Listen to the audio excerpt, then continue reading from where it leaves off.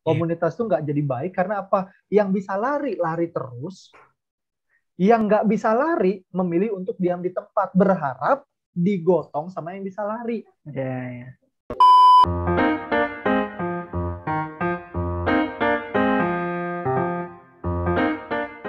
Halo podcaster KPPR GKP Bogor dimanapun sobat podcaster berada, kembali lagi bersama kami di podcast KPPR GKP Bogor.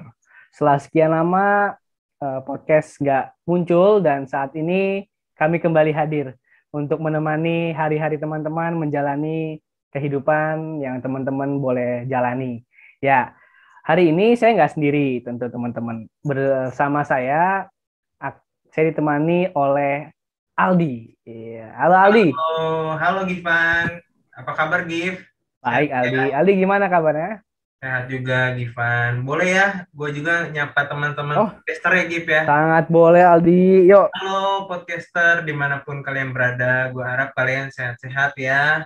Dan tetap menjaga protokol kesehatan karena kita masih dilanda pandemi ya Gif ya. Iya, protokol kesehatan masih penting ya Aldi ya di hari-hari kita ya. Ya bersyukur dia Indonesia udah mulai membaik ya pandeminya ya. Ya puji Tuhan, meskipun Hmm. kemarin ya beberapa bulan yang lalu sempat sempat meledak banget ya Iya, COVID di makanya Indonesia. 2 bulan kita harus benar-benar diam di Iya, rumah ya. betul. Tapi puji Tuhan ya Gip ya, Hmm. sekarang kita sudah bisa kembali lagi beraktivitas, meskipun Iya. PPKM juga masih berjalan ya. Betul Puji betul. Tuhan juga, akhirnya Ya. podcast juga dapat berjalan. Dan Givan juga kayaknya podcastnya di Jogja ya, kalau nggak salah ya ini ya. Iya, ini saya masih Oh, di keren Jogja. banget. Udah nggak ada batasan lagi di jarak sekarang di kita masih bisa nyapa Sudah, teman-teman gitu ya. sudah tidak dibatasi dengan tembok lagi nih Gip, kita kalau Iya. podcast ya. Mm-mm. Luar biasa memang. Itulah kemajuan teknologi. Betul. Ya di ngomong-ngomong nih kayaknya kan pandemi masih jalan ya. Kita hari ini kan mau ngomongin hal yang spesial tuh di temanya tuh di Kita kali ini bakal ngomongin apa, Gip? ya kita kan kayak butuh komunitas ya. Kita butuh orang lain tuh ya. Mm-mm. Nah, Iya, gimana nih kita hidup berkomunitas nih di masa-masa pandemi ya. iya. Tapi Jadi teman-teman podcaster, kali ini kita akan membahas suatu tema ya, Gip ya. Temanya mm-mm. itu adalah hidup berkomunitas di masa pandemi. Tapi Nah, kita nggak cuma berdua dia ngomongnya ya. betul. Hmm. Kita kali ini pasti teman-teman podcaster di rumah juga udah hafal banget dan udah tahu banget, Gip. Nggak mungkin nggak tahu nih, Gip. Langsung Orang aja. ini Iya, ini sosok ini yo masa kalau saya buat podcaster tuh nggak tahu siapa dia, waduh keterlaluan dia, keterlaluan kacau parah ya. parah parah kacau kacau itu. Langsung aja ya, Gip. Iya kita panggil. Iya, ini dia. Halo. Halo Pak Pendeta Halo bro, Dedan. bro Aldi, bro Gifan, apa Atau kabar? biasa kita nyebutnya Baik. Kadedan ya, Gip ya. Oke, Kita Apa nyebutnya kabar, apa nih sekarang? Pak? puji Tuhan baik. Gue juga nyapa dulu lah teman-teman yang lain ya. Ya, Ya silakan. boleh. Besar, apa kabar semuanya? Semoga sehat-sehat ya. Sehat. Sehatnya bukan cuma badan ya, bukan cuma fisik ya. Tapi mudah-mudahan sehat juga mentalnya, psikisnya juga tetap sehat-sehat semua. Amin. Amin. Asik nih ngomongin mental nih Kak Dedan nih. Biar lebih nyantai kita manggil Kak Dedan aja kali ya dia. Iyalah, santai Iya. lah. Iya. Kak Dedan, Yuk, udah 2 bulan nih Kak kita nggak bisa ketemu orang nih Kak. ya. Nah, Walaupun udah mulai longgar lah sekarang ya. iya, tetap ada pembatasan gitu Kak. Ya, kalau ngomongin pembatasan mah nggak cuma 2 bulan ini, hampir 2 tahun loh ya, 1,5 tahun loh kita ini. Iya, kita ada Susah ketemu hampir orang. 2 tahun ya. Tapi ya kita baru-baru melewati masa pengetatan yang cukup ini kayak Sekarang udah lebih longgar lah ya, kemarin ya sempat. cukup kuat gitu. Iya. Nah Kak, ini kita kan hari ini sebenarnya mau ngomongin komunitas nih Kak. Mm-mm. Kita berdua sih, aku sama Ali sih waktu itu ya mikirin nih Kak. Kayaknya kita tuh nggak bisa ya Kak hidup sendirian nih Kak. Pasti Kan lah. katanya kan ada survei yang menunjukkan kalau 98% orang Indonesia katanya kesepian Kak. Nah, ini Oke. gimana Kak, kakak ngeresponnya Kak nih? Sama-sama. Ya, kesepian bisa macam-macam ya. Mungkin kesepian itu bisa dalam arti karena memang dia hidupnya sendiri atau tidak punya teman bicara, teman ngobrol, nggak punya komunitas lah tadi seperti yang dibilang. Atau ada juga memang yang karena dia mungkin punya komunitas, dia punya orang lain di sekitar dia, tapi ada situasi yang membuat dia ngerasa tetap kayak sepi, kayak sendiri, kayak nggak bisa mungkin punya banyak teman secara fisik tapi nggak bisa diajak untuk komunikasi, ngobrol dan lain sebagainya. Jadi mungkin banyak faktor lah. Tergantung nanti kita ngelihatnya dari mana. Kalian sendiri pernah nggak sih Kak di masa pandemi ini ngerasain kesepian Kak? Pasti, Meskipun ada keluarga ya, pasti. tetap pasti Karena kan ya. kita itu kan hidup dalam lapisan-lapisan apa ya, ya macam-macam lah. Kita nggak cuma satu layer ya. Kalau bicara tentang urusan gereja ya pasti banyak teman di gereja, ada rekan-rekan penatua, teman-teman pendeta, jemaat. Tapi kan hidup nggak selalu masalah gereja gitu ya. Walaupun gua pendeta, tapi kan hidup nggak cuma tentang gereja. Bicara tentang keluarga ya, ada istri, ada anak. Tapi kan juga kita punya banyak sekali lapisan ya. Dan kadang-kadang memang kita ya nggak cukup untuk bergaul dengan satu komunitas yang itu-itu aja, atau misalkan kita hanya ketemu dengan orang yang itu-itu aja, tapi memang perlu banyak banget lapisan-lapisan yang bisa mendukung kondisi mental kita. Jadi memang pasti aja ya Kak rasain kesepian. Saya juga sih sering ya, sering banget lah bagi orang yang sedang bergaul gitu kan ya. Pengetatan tuh Extrovert buat banget ya dirimu ya. jadi pengetatan kemarin tuh kayak buat agak tersiksa sih. Gimana kalau Ali? Nggak tahu kalau Ali ngerasain nggak, Di? Oh, bener-bener kerasa banget, Gip. Apalagi sobat-sobat podcaster yang mungkin masih jomblo gitu. Apalagi Aduh. masih masih menunggu eh, sekolah kembali dibuka. Kan mereka jenuh terus ya, Gip, di rumah. Pasti merasakan galau, bete lah gitu pasti. Iya sih. Tapi sebenarnya gini sih Kak. Sebenarnya hal yang membuat kita bisa gampang merasa kesepian tuh menurut Kak Dedan tuh gimana Kak? Apa sih yang membuat akhirnya kita dikit-dikit kesepian, dikit-dikit. Bahkan 98% itu kan besar loh Kak. Ya, itu hampir 100% lah. Berarti hanya 2% orang yang merasa hidupnya tidak kesepian. Iya. Itu kan agak sadis ya surveinya ya. Saya nggak tahu apakah itu survei yang cukup valid atau tidak, tapi ya balik lagi indikatornya bisa macam-macam, banyak banget sih. Jadi kalau bicara tentang kenapa orang bisa ngerasa kesepian, ya mungkin kalau dibedah dari segi psikologis akan sangat banyak. Gue bukan orang psikologi ya, jadi mungkin juga gue nggak akan expert di sana. Tapi yang paling banyak muncul kesepian itu biasanya dari masalah ini sih bro. Lu nggak menemukan teman yang ngerasa nyambung. Oh iya lah. Ya nggak? Betul. Kita kayak ngerasa kok kayaknya nggak sefrekuensi ya ini ya. Kayaknya beda frekuensi gitu ya. Iya ya. Jadi kayaknya ini kok mungkin rame, mungkin banyak, tapi kok kayaknya apa sih ya? Gue kayaknya nggak bisa all out. Gue nggak bisa. Kalau gue lagi stres, kayaknya walaupun ketemu banyak orang, mungkin karena gue nggak ngerasa bisa stress release nih sama orang-orang ini, nggak bisa kayak jadi apa ya, jadi orang yang ya ini bisa mencerminkan diri gue yang bebas, yang lepas. Akhirnya jadinya kayak yang ya tetap ngerasa sepi, ngerasa kesendirian aja sih, walaupun mungkin secara fisik balik lagi tadi ya, mungkin kita punya banyak komunitas atau kita punya banyak teman. Ada juga yang memang tadi gitu ya, dia ya memang karena nggak punya temen, akhirnya ngerasa sepi, akhirnya udah ngelakuin ini, ngerjain itu, kok kayaknya nggak ada yang bisa buat dia apa ya, ada hiburan atau ada sesuatu yang bisa menghibur dia. Macam-macam sih bro. Iya. Ini menarik sih dari Kak Dedan ya, tadi ada stress release sama hiburan ya. Itu kayaknya hal yang penting ya Ali ya, buat dicari dan didapat di masa-masa kayak gini ya. Penting Kak banget. Dedan. Terus kalau Kak Dedan sendiri Kak, apakah hidup berkomunitas, berbaur dengan komunitas itu adalah apa ya, jalan untuk kita bisa melepas stres kita Kak? Ya pasti. Walaupun gue mau bilang begini ya, balik lagi kayak tadi ya, tidak semua komunitas itu bisa mendukung stress release buat kita. Apalagi kalau kita ngomongin lagi di masa pandemi nih ya bro ya. Komunitas-komunitas yang sekarang ini mungkin ada, bisa jadi komunitas yang berbeda dengan komunitas yang kita kenal dulu sebelum pandemi. Gue sebagai pendeta juga ngalamin ya. Karena kadang-kadang ada begini situasinya. Dulu gue bisa hahi dengan tenang, gue kayaknya bisa main, gue bisa wah ngomongnya, bisa cerita macem-macem. Tapi kok sekarang komunitas yang ini kok kayaknya jadi garing ya, atau Kayaknya dulu gue ngomong apa aja, bercanda apa aja, nyantai. Tapi kok sekarang kayak mungkin jadi ada yang gampang baperan, sensitif gitu ya. Di masa pandemi ini kan semua orang jadi sensitif, bro. Apa yang dulu menurut kita biasa aja, Wallace, tahu-tahu sekarang, wah kenapa sih? Kok dia tiba-tiba di chat gak bales, atau tiba-tiba dia kok kayak, waduh jangan-jangan gue salah ngomong ya. Padahal dulu biasanya ngomong gitu aja biasa, Wallace. Tapi kok sekarang kayak, gue mau ngomong jadi hati-hati banget. Gue mau bercanda kok jadi pikir panjang. Ya memang situasi pandemi ini bikin kita berubah banyak sih, bro. Termasuk komunitas kita. Jadi apakah komunitas itu penting? Penting. Hanya memang kita perlu mencermati.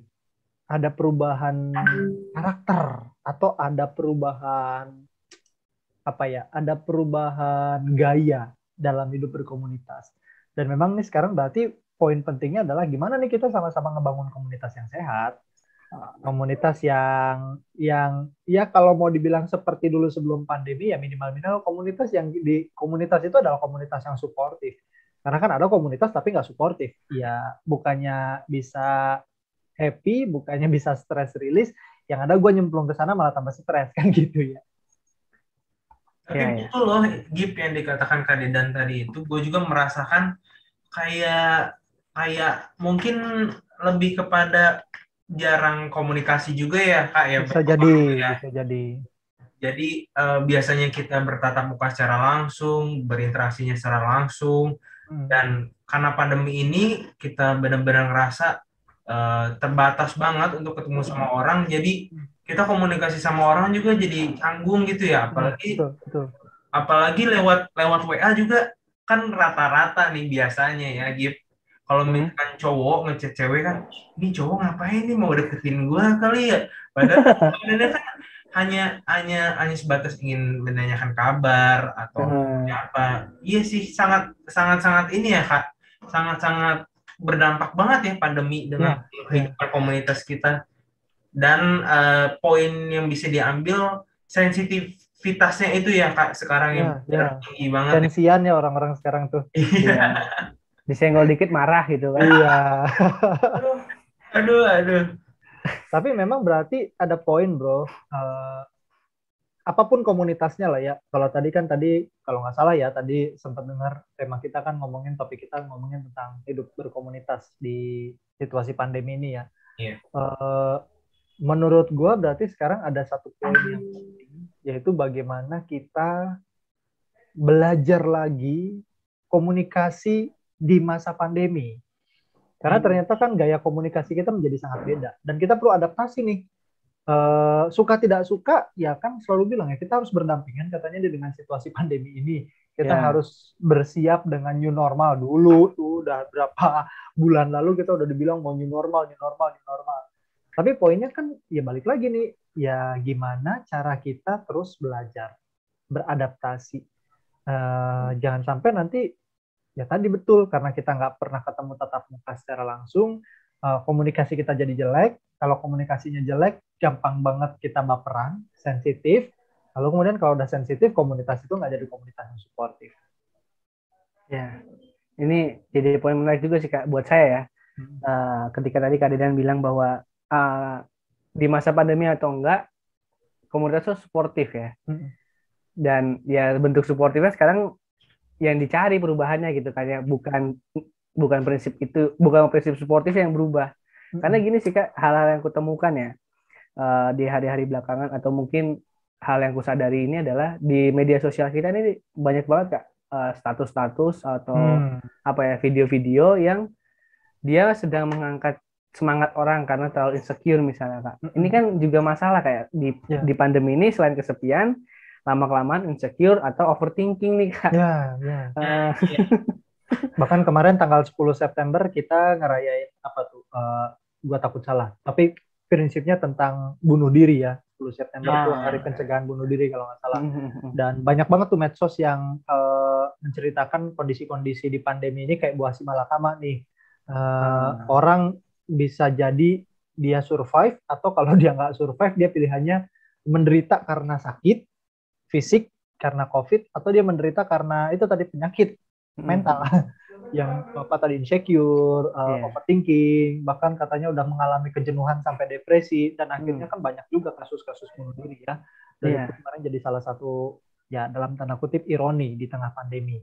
Ternyata kita mungkin fokus ngomongin tentang menyembuhkan secara fisik, memberi vitamin supaya badan kita kuat, tapi ternyata kita nggak punya vitamin untuk bikin mental kita kuat nih.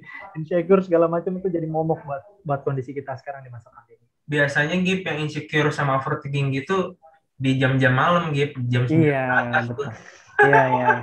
Iya, bahkan katanya itu ada salah satu influencer tuh bilang di atas jam 10 ketika tiduran, dia langsung kesana kemari mikirnya kan. Apalagi yang nggak bisa tidur, Gip. Aduh, itu double, Gip. Udah kena insomnia, nggak mikir macam-macam. Insecure-nya jadi berjam-jam ya. Iya, betul, Kak. Makanya tadi Kak Dedan mungkin menarik ya. Ketika di awal kan Kak Dedan bilang semoga sehat fisik dan mental. Nah, dua ini kan yang orang selalu bilang salam sehat gitu kan. Dan buat saya, selama ini fokusnya adalah fisik saya ya. Jadi ini kata-kata yang sederhana tapi kayak menguatkan kali di masa-masa kayak gini gitu. Sebenarnya lebih tepatnya kenapa gini sih Kak. Ada nggak sih Kak hal mendasar ya? Kenapa kita akhirnya gampang untuk merasa susah meriliskan stres kita, membuat kita cari hiburan? Sebenarnya ada nggak sih hal mendasar yang buat kita begini gitu? Oke. Semoga jawaban gue tidak termasuk menyederhanakan masalah ya, karena pasti masalah overthinking, masalah insecure, masalah-masalah mental tuh nggak sesederhana yang kita bisa lihat tuh. Jadi kita nggak bisa mengatakan bahwa cuma masalah insecure itu masalah ya bisalah dibangkitkan. Enggak, ini masalah mental tuh masalah yang serius. Makanya menurut gue sih memang zaman sekarang nih setelah 1,5 tahun pandemi ini berjalan terjadi pada kita memang bukan hanya sekadar menyiapkan kesehatan fisik dengan minum vitamin, berjemur, olahraga, makan, bukan. Tapi juga memang mulai harus memikirkan bagaimana kita tetap sehat secara mental. Kalau ditanya tentang bagaimana caranya, ya balik lagi, ini bukan jawaban gue untuk menyederhanakan atau menyepelekan masalah mental itu seolah-olah biasa. Tapi gue mau berbagi dari pengalaman gue baca bukunya Stephen Covey ya. Mungkin kalian juga pernah tahu ada yang 7 Habits yang buat effective teens atau effective people gitu ya. Jadi di salah satu poin di situ kan mau mengajarkan kita tentang bahwa hidup ini ada circle of control, ada lingkaran yang bisa kita kontrol, ada sesuatu yang bisa kita kendalikan, ada sesuatu yang memang itu sangat membutuhkan pada keputusan-keputusan kita, pertimbangan-pertimbangan kita, tapi juga ada yang namanya circle of no control. Sesuatu yang ya sehebat apapun lu nggak akan bisa kontrol itu gitu ya. Sekuat apapun lu berjuang, lu nggak bisa kontrol itu gitu. Dan itu yang harus kita belajar untuk belajar ya kalau dalam bahasa yang alkitabiah, belajar berserah nih, belajar menyerahkan kepada Tuhan dalam iman. Nah, tapi sebelum bicara tentang yang iman banget lah gitu ya, belajar dari Stephen Covey ya yang mau gue bilang, kadang-kadang kita nggak bisa memilih atau kita nggak bisa membedakan hal-hal yang masuk pada circle of control dan circle of no control. Sehingga yang seringkali membuat kita akhirnya jatuh pada overthinking atau insecure atau depresi, karena kita lebih banyak mengurusi yang circle of no control dibanding menyiapkan diri sebaik mungkin untuk circle of control. Balik lagi, gue nggak mau bilang ini sebagai bentuk penyederhanaan masalah. Tapi ini salah satu poin yang kadang-kadang kita lupa. Mana nih batasannya gitu ya. Lu ngambek-ngambek masalah pandemi, ya COVID-19 ini circle of no control kita gitu ya. Kita nggak bisa kurungin itu COVID lalu tiba-tiba kita bakar gitu, nggak bisa gitu ya. Apa sih ada circle of no control yang lu mau bilang pandemi harus berakhir bulan depan, ya nggak bisa, lu mau gimana kontrolnya. Tapi lu punya circle of control. Circle of controlnya kan ya apa ya, tetap prokes, lu tetap harus berjuang bekerja dengan baik, belajar dengan baik, lu harus tetap berjuang untuk jaga kesehatan lu. Tapi yang paling penting juga adalah bicara tentang kesehatan mental, ya lu harus belajar untuk memilah dengan baik mana-mana yang menurut lu ini nggak usah gua pikirin terlalu berlebihan karena mau gimana pun gua ubah nggak bisa nih gitu ya. Ya ini bagian yang harus gue percayakan dalam Tuhan. Tuhan ini sesuatu yang nggak bisa saya kendalikan. biar kedaulatan Tuhan yang jadi. Nah itu yang kadang-kadang remaja itu godaan untuk merasa hebatnya tinggi, sehingga pengen segala-gala gue urusin, ya nggak bisa bro. Gitu sih bro. Kita tetap harus ya memilahnya itu Kak yang penting ya, sehingga kita tahu. Dan mungkin sebagai bagian dari komunitas kita bisa juga menjadi komunitas yang nggak terlalu mengurusi hal-hal no kontrolnya orang ya Kak, tapi mencoba untuk mendorong orang bisa memegang dengan baik apa yang bisa dikontrol gitu dan Kodedan ya. Jadi kalau Stephen Covey bilang tentang orang lain itu circle of no control. Ya kalian berdua lah. Kalau gue ngerasa nih Givan kok begini ya, ini kok Aldi begini ya, ya circle of control gue cuma bisa bilangin bro kayaknya enggak deh gitu, lu enggak gini. Tapi kalau ternyata lu enggak mendengarkan suara gue, lu enggak dengerin pendapat gue, lu enggak dengerin masukan gue, ya circle of no control ya gimana gitu kan. Lu bukan robot yang gue bisa setting, ya lu juga punya keputusan lu sendiri, lu punya pertimbangan lu sendiri, lu punya kebebasan untuk memilih melakukan apa. Cuma memang kadang-kadang ya kita itu seolah-olah pengen situasi itu sesuai dengan keinginan kita, dan itu yang gampang bro. Nggak semua hal itu bakal sesuai dengan ekspektasi kita. Nggak segala sesuatu itu akan terjadi seperti yang kita mau, dan kita harus juga belajar ikhlas. Jadi kalau bicara tentang circle of control dan circle of no control, kadang-kadang kita bagian yang circle of no control ini kita nggak punya satu mentalitas yang baik, yaitu ikhlas. Ikhlas. Keren nih. Apa mantap? Apa di? BTW berkaitan dengan seperti yang tadi udah disampaikan sama Kak Dedan, puji Tuhan loh, tapi Gip, kita sebagai kaum pemuda remaja di GKP Jemaat Bogor melihat COVID-19 ini sebagai ladang pelayanan yang baru, sebagai ladang belajar yang baru. Iya. Benar terjadi ya Kak Dedan ya. Sip lah, betul. Banyak teman-teman kita nih Gip, anak-anak remaja dan pemuda juga yang belajar hal baru, terutama dalam kaitannya di digital ministry dan live streaming ya Kak ya. Tuhan banget. Itu yang terjadi Gip di kaum pemuda remaja kita, dan kita harus apresiasi ke teman-teman pemuda remaja GKP Bogor. Mantap memang. Keren. Ini itu sih apresiasi itu juga penting ya. Buat saya ya, maksudnya kadang-kadang ini aku pribadi ya, kadang-kadang hal yang dilupakan di masa pandemi adalah mengapresiasi ya Kak, dan Aldi. Hal kecil untuk diapresiasi. Maksudnya kayak tadi kan, orang mana nyadar kalau pemuda remaja tertarik tuh sama digital dan live streaming misalnya. Mungkin menganggap ya udah emang harusnya begitu. Itu kan padahal nggak, sebenarnya jangan gitu ya, untuk untuk menyemangati muda remaja di masa pandemi. Apalagi podcast nih, coba ini kan podcast program pandemi banget ya nggak sih? Tuh. Nggak pernah loh kita kepikiran bikin podcast sebelum pandemi. Iya betul banget nih. Iya kan? Puji Tuhan karena pandemi, karena COVID, kita punya program podcast. Ada peluang. Dulu mah kalau mau ngomong sama Kak Deden namanya ngariung kan, ngariung ya kan. Ngariung juga direkam gitu kan nggak ada. Sekarang kita udah banyak program-program yang masuk di dunia media sosial gitu ya. Dan harus diapresiasi. Jadi teman-teman yang ngambil bagian di pelayanan digital ministry sekarang, keren, kalian hebat. Gimana? Kalian mantap. Dan bro, ngomongin tentang tadi bagus, apresiasi, lalu kemudian perkembangan diri ya. Bagaimana kita juga akhirnya mengembangkan kapasitas diri, kemampuan diri. Karena kita tadi topiknya tentang komunitas. Dan sekarang masa pandemi tadi ngomongin pengembangan diri.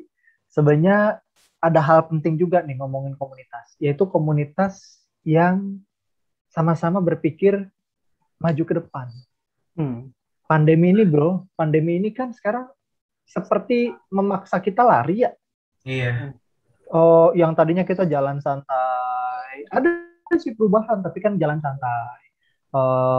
Kalau bahasa zaman dulu masih terikat pada banyak tradisi.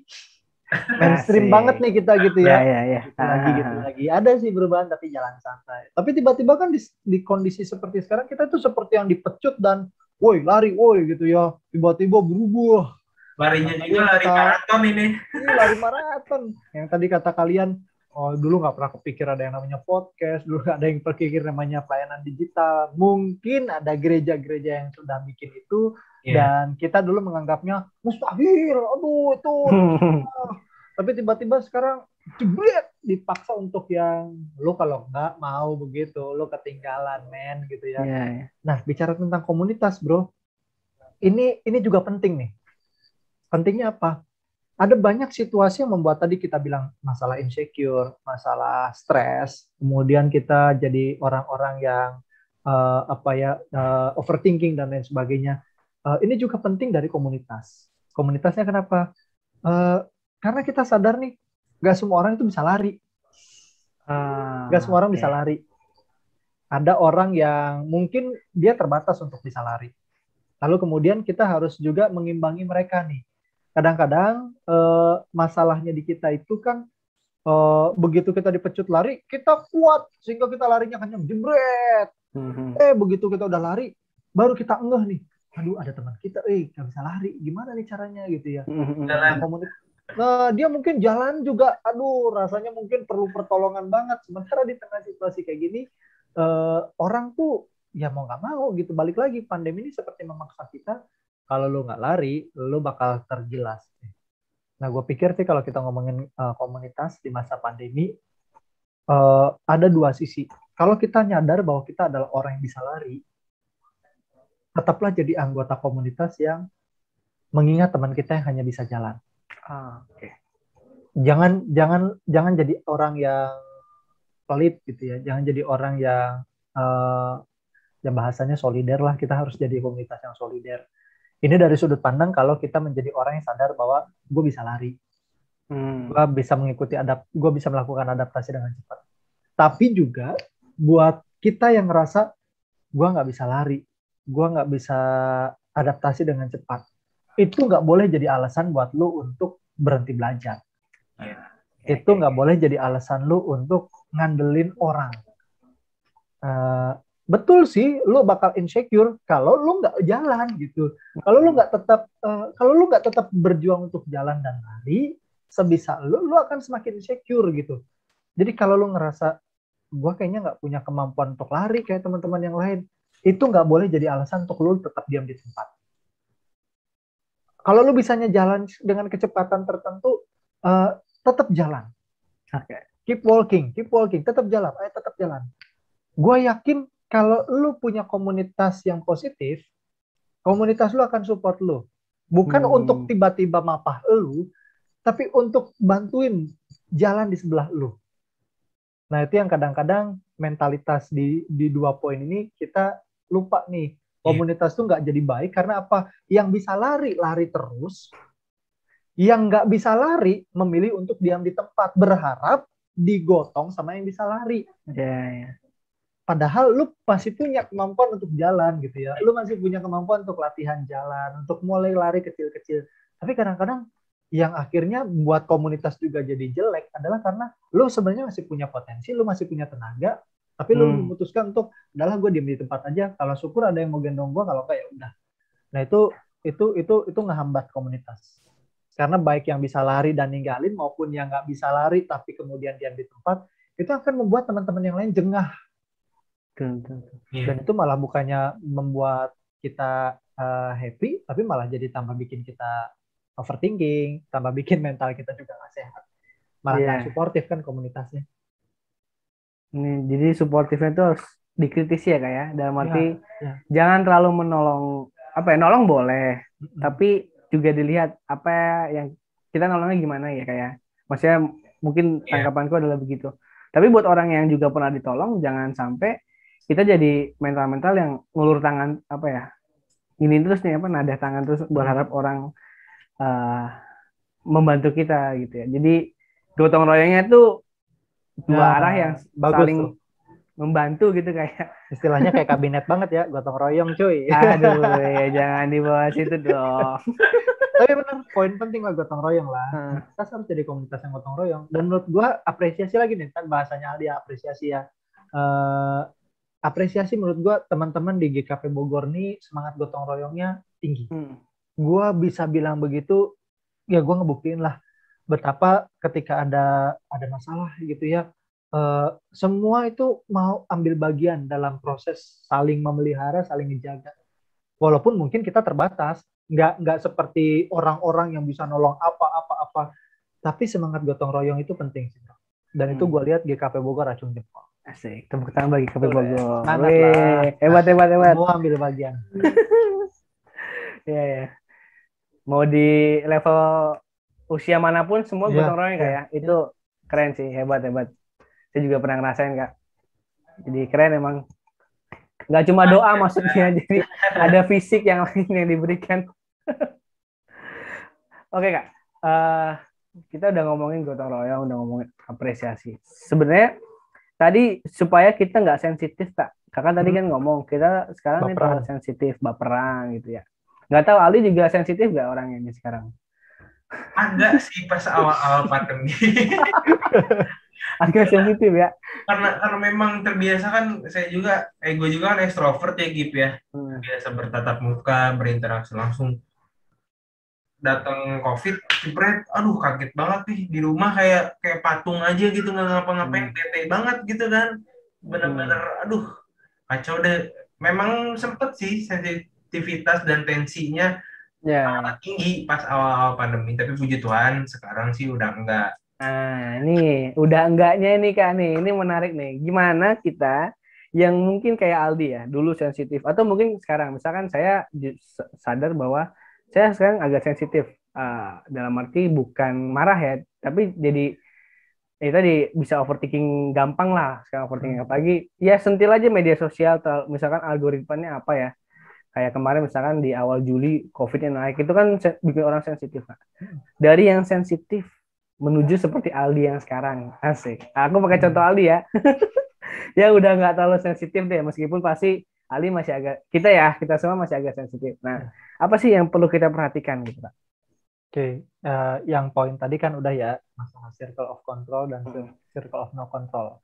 Itu poin penting banget, bagaimana kita fokus pada yang circle of control, dan circle of no control kita itu harus kita belajar untuk bisa ikhlas, berserah, betul-betul beriman kepada Tuhan, biar Tuhan yang menyatakan apa yang menurut Tuhan baik buat kita. Tapi juga kalau bicaranya dengan komunitas, hal yang membuat komunitas kita menjadi mudah baper, sensitif, dikit-dikit mungkin emosinya jadi emosi yang negatif, bisa jadi overthinking, bisa jadi insecure. Menurut gue juga yang mulai hilang di masa pandemi adalah humor, bro. Humor, asik. Komunitas ini semakin jadi komunitas yang kehilangan rasa humor. Kita nggak punya humor lagi gitu ya. Mungkin kalau zaman dulu ya karena mungkin kita ketemu langsung, obrolan kita itu nggak gitu-gitu aja. Sekarang kayaknya kalau kita ngobrol masih kaitannya dengan pandemi. Gue aja nyampe ya sebagai pendeta, kayaknya kadang-kadang itu gue apa bisa nggak ya gue khotbah itu nggak ngait-ngaitin sama pandemi. Kayaknya segala-gala semua diomongin dengan pandemi. Jadi monoton hidup kita nih ya. Iya. Nggak punya bahan yang kita bisa jadikan untuk kita juga bisa ketawa bareng, hahaha bareng. Sense humor kita jadi jelek. Akhirnya karena sense humornya jelek, apa yang sebenarnya bisa kita jadikan sesuatu yang lucu jadi garing. Udah mah komunikasinya jelek, humornya hilang, rasanya tuh makin orang akhirnya jadi udahlah males lah, ntar gue ngobrol ke sana jadinya juga kayak ya ngapain sih gitu ya. Kayaknya memang penting nih bro untuk kita, ya gue juga nggak tahu ya, gue juga harus bilang gue juga nggak ngerti gimana caranya memulihkan komunitas yang memiliki sense of humornya yang baik. Ada humor di tengah komunitas kita. Cuma kadang-kadang juga di tengah pandemi ini akhirnya ada orang-orang yang salah mengartikan humor. Padahal humor itu kan bukan ngelucuin orang lain, bukan. Kadang-kadang itu kan humor itu bukan menjadikan orang lain sebagai lelucon dalam percakapan. Nah ini yang kadang-kadang juga akhirnya jadi salah.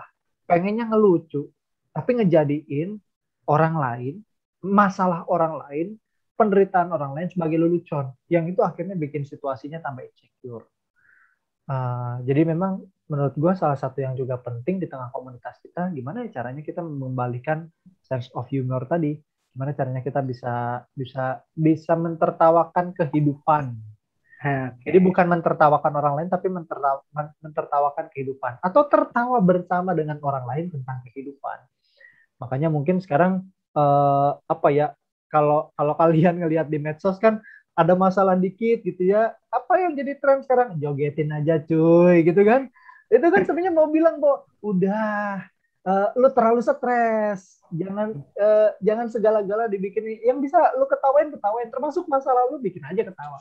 Itu kan sebenarnya satu gerakan di mana orang-orang di luar sana mungkin mau bilang, yuk kita balikin yuk komunitas yang di dalamnya ada humornya, nggak yang kaku kayak kanebo kering gitu ya, riuh. Yang udah dibasahin ya lagi kan itu humor tadi. Ya udah, makanya kalau ada sesuatu yang kira-kira ya udah jogetin aja cuy. Kan sekarang macam-macam ya, makanya TikTok berjamuran, IG bikin IG Reels, YouTube aja bikin YouTube Shorts. Kan mau bikin apa ya, sesuatu yang receh, sesuatu yang pendek-pendek tapi mengembalikan sense of humor kita. Dan itu penting menurut gua. Penting untuk tetap menjaga semangat humor dalam masa kayak gini. Kata Aldi gimana tentang humor ini? Iya betul banget Gif, apa yang disampaikan Kak Dedan tadi, dan bisa dilihat juga di TikTok tadi kata Kak Dedan, banyak banget sekarang anak-anak muda, bahkan pernah gue lihat ya salah satu video itu ada ya kaum lanjut usia joget-joget TikTok gitu, dia padahal kan dalam situasi yang bisa dibilang kan penuh ketakutan ya dalam betul. Tapi dia membawa ini dalam ke-enjoy-nya dia aja dalam joget segala macam. Nah, itu pasti berdampak positif banget untuk kesehatannya dia dan untuk pikirannya dia juga sangat bermanfaat untuk dia gitu. Jadi memang mungkin hidup kita harus kita ganti jadi sersan kali ya. Serius tapi santai. Iya, betul banget. Tuh kayak pernah denger tuh. Programnya pokoknya KP ya, Pak, itu ya. Ngopi sersan ya. Ngopi sersan kan. Serius tapi santai. Ya, humor, bicara tentang humor, tapi itu buat saya kayak jadi nggak sadar ya Kak tentang humor ini, bahwa orang jadi pengen lihat video receh karena udah bosen deh sedih-sedih terus gitu kayaknya.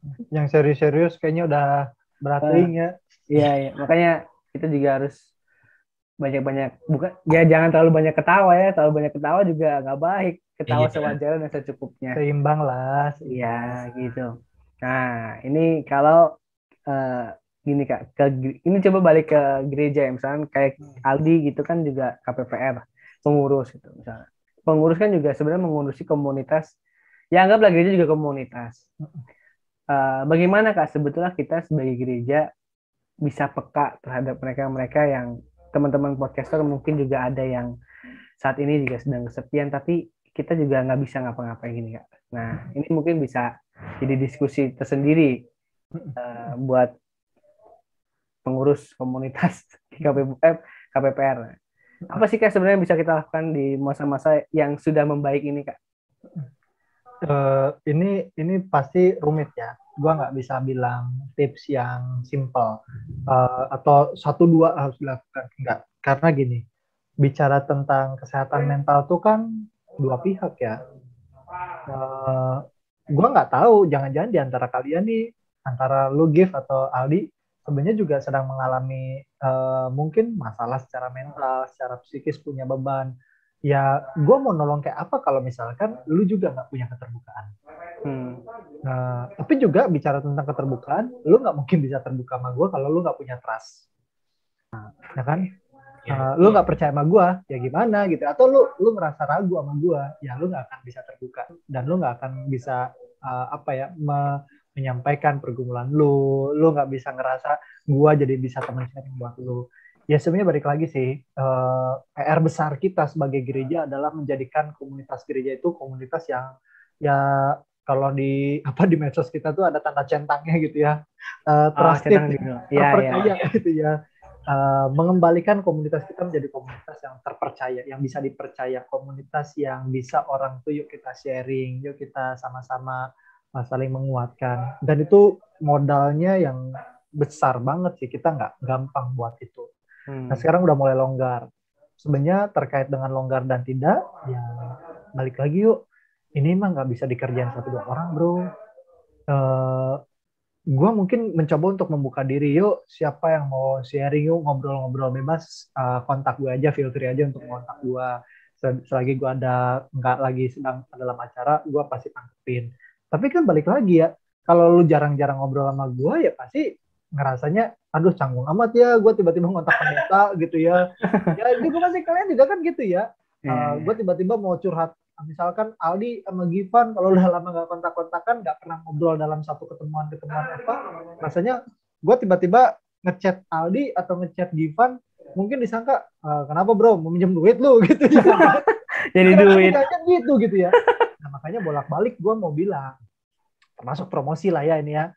Ya yuk pertama-tama mulai dulu mengakrabkan diri dengan apa? Kalau ada kesempatan-kesempatan kita dalam pertemuan-pertemuan, entah itu kebaktian kah, atau acara-acara apapun lah persekutuan kita, masuk aja dulu.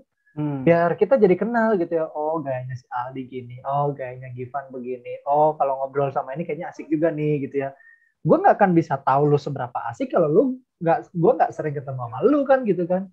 Makanya ya gini gue mempromosikan dia teman-teman, baik pemuda, baik remaja, menjadikan kembali komunitas pemuda remaja GKP Bogor ini menjadi yang trusted community ya, komunitas yang bisa saling mempercayai satu dengan yang lain dengan apa ya, dengan mulai kembali mengakrabkan diri. Karena nggak mungkin kita bisa jadi saling percaya, bukan berarti gue nggak percaya sama kalian gitu ya. Maksudnya kita kan mempercayakan sesuatu masalah pergumulan ya butuh dari mulai keakraban, dari mulai ngerasa nyaman, dan itu semua bisa terbentuk kalau kita semakin intens dalam komunikasi. Betul, memang komunikasi kita sekarang sangat terbatas secara tatap muka. Kita nggak bisa langsung ngobrol, sentuhan fisik kita terbatas banget. Tapi maksudnya ya itu nggak jadi alasan buat kita jadi semakin menutup diri.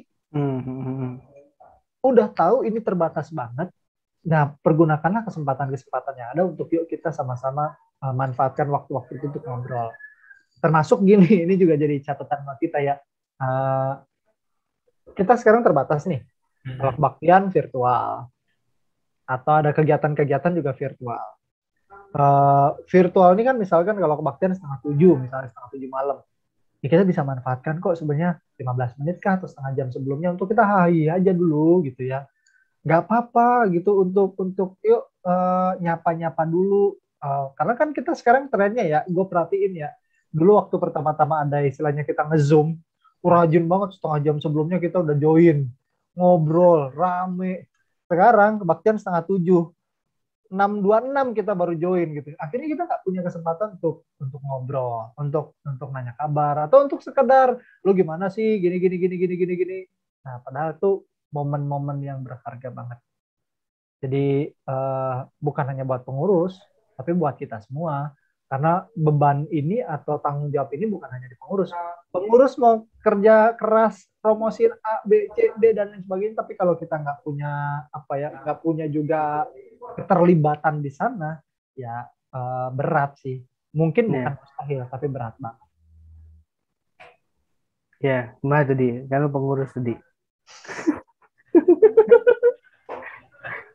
Ya betul yang disampaikan Kak Dedan. Jangan hanya dalam tanda kutip pengurusnya aja yang aktif, tapi dari teman-teman pemuda remajanya juga harus terbuka, harus mempercayai kepengurusan yang sedang berjalan, dan juga teman-teman pantarannya juga harus dipercaya. Karena banyak juga loh yang terjadi, gue udah lama gak ketemu sama si A, males deh cerita, nanti dia malah cerita lagi ke C, ke D gitu.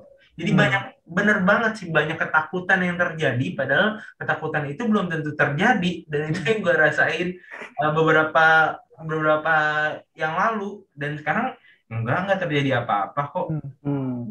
Ya, memang menarik sih apa yang tadi Kak Dedan bilang, terus Aldi juga mengungkapkan bahwa hal yang kita harus lakukan ya ramah ya, misal menjadi komunitas yang dipercaya adalah komunitas yang juga menyambut dengan ramah ya, setiap orang-orang gitu. Jadi nggak cuma ayo sini tapi udah datang kita nggak ngapa-ngapain. itu yang karena gini sih Kak, yang perkara mungkin dulu kita datang jam 6 ya, sebelum setengah 7 gitu Kak. Karena buat saya pribadi kadang-kadang kalau saya datang jam 6 saya nggak tahu mau ngapain Kak. Itu kan Kakak pasti pernah ngalamin lah awal-awal KRT misalnya. Setengah jam tuh bisa kita cuma diem gitu Kak. Awal gini misalkan ada siapa ya, Aldi datang, halo Aldi, gimana kabar, bla bla bla, dah selesai. Tinggal nunggu orang lagi yang main datang. Jadi mau nyambung tapi takut nabrak. Itu jadi persoalan sih Kak. Betul. Bisa jadi itu juga udah jadi akumulasi dari tingkat kejenuhan kita ya. Ya memang kompleks sih masalah komunitas, apalagi terkait dengan kesehatan mental. Memang udah kompleks banget sih. Ya, dan semoga dengan sobat podcaster dan kita yang ngobrol di sini bisa melecut semangat kita ya Kak, untuk jadi komunitas yang tadi suportif, dengan cara kita mengapresiasi, gotong royong, dan menjadi komunitas yang dipercaya dan mempercayai gitu ya Kak. Ali ada yang mau disampaikan tadi? Iya, untuk sobat podcaster dimanapun kalian berada, terus semangat, jangan banyak ketakutan, dan harus percaya juga dengan komunitas yang ada di GKP Jimat Bogor, terkhusus ke pengurusan pemuda remaja. Kita harus saling terbuka, kalau butuh apa-apa jangan sungkan-sungkan datang ke pengurus, atau punya ide segala macam, kayaknya kita asik nih Kak buat ini gini-gini macam, utarakan aja apa yang kalian inginkan, dan nanti teman-teman dari pengurus pastinya akan membahas itu kok. Tenang aja teman-teman semua. Bro, ini juga ada satu yang penting nih menurut gua bro. Ngomongin komunitas dari tadi ya kita ya. Kita kan sekarang selama pandemi berkali-kali ketat, longgar. Segala-gala kita lakukan, yang kerja WFH, yang sekolah PJJ atau BDR. Pasti ada kata rumah nih. Menurut gue juga salah satu poin buat teman-teman pemuda remaja, kalian kan banyak di rumah nih. Ya bukan kalian, kita lah ya, kita semua kan banyak di rumah. Dan di rumah itu komunitas juga. Rumah kita itu kan komunitas terkecil ya. Betul. Kita dengan kakak kita, dengan adik kita, dengan orang tua kita. Mungkin ada yang udah nikah juga nih teman-teman pemuda, mungkin juga dengan anak kita. Ya memang suka tidak suka, kita perlu mengkoreksi diri, introspeksi, apakah rumah kita juga berisi komunitas yang tadi. Komunitas yang suportif, komunitas yang ramah, yang bergotong royong, yang di dalamnya juga ada humor, atau jangan-jangan rumah kita juga jadi rumah yang kayak kanebo kering ya, udah garing gitu. Itu yang akan lebih bahaya. Jadi menurut gue kalau kita ngomongin masalah komunitas gereja itu di dalamnya ada komunitas-komunitas kecil yang juga penting nih, yaitu komunitas keluarga. Jadi selain ngomongin masalah komunitas gereja dalam arti yang luas, yang besar, gue juga mau ngingetin teman-teman podcaster semuanya, yuk kita bangun suasana di rumah kita menjadi suasana komunitas yang hangat, komunitas yang suportif buat kita. Karena banyak banget kegiatan kita yang kita lakukan di rumah, dan kita banyak banget bersentuhan dengan anggota keluarga kita. Itu sih bro. Teman-teman bisa mulai merefleksikannya dari komunitas kecil mungkin ya. Dari keluarga, nanti membesar ke komunitas teman-teman yang teman-teman bergabung, dan juga gereja gitu ya. Betul banget Pak. Ya. Oke, terima kasih Pak Pendeta Dedan buat waktunya ngobrol-ngobrol sama kita. Siap. Makasih juga buat semuanya. Ya, sehat juga buat Pak Dedan dan Aldi. Makasih juga buat sobat podcaster ya Aldi ya. Yang udah dengan sabar dan setia menanti podcast ini. Semoga kehadiran kami membuat sobat podcaster merasa diberkati oleh Tuhan. Pastinya dong. Ya, dan selamat menjalani kehidupan teman-teman ya. Dan sampai jumpa di podcast KPPR berikutnya. Bye-bye. See you.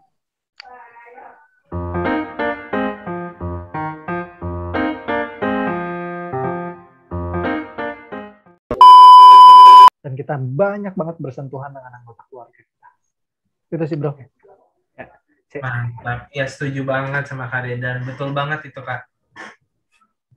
Ya aku pause bentar. Baterai gue low.